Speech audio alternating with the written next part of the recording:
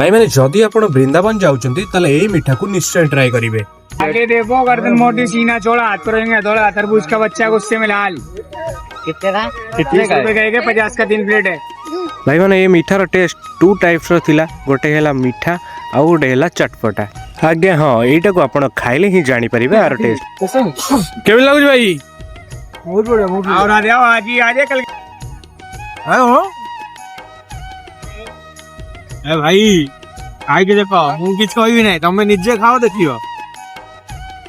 भैया ये है माखन लड्डू। आपको खाना है तो प्रेम मंदिर के पास आना पड़ेगा प्लीज भैया के यहाँ।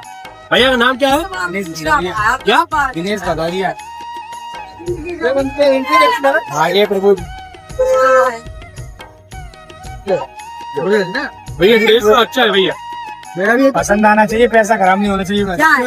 माखन का डिश एवरेज का माखन लड्डू है। बनाते हो कैसे इसे? माखन पनीर का बनता है, मिश्री का मीठा है, माखन लड्डू नाम है इसका। स्वाद ठीक है, दूसरे के मन से पता नहीं चलता, कोई तीखा खाता हो कोई मीठा खाता है। सच बोल रहा हूँ। यशोदा मैया कान्हा को बना बना के लड्डू खिलाती थी। माखन लड्डू एवरेज का स्वीट डिश मक्खन लड्डू। एक राधे राधे बोल दो भाई। श्री राधे बोलो एक बार और चाहता डोलो वृंदावन में राधे।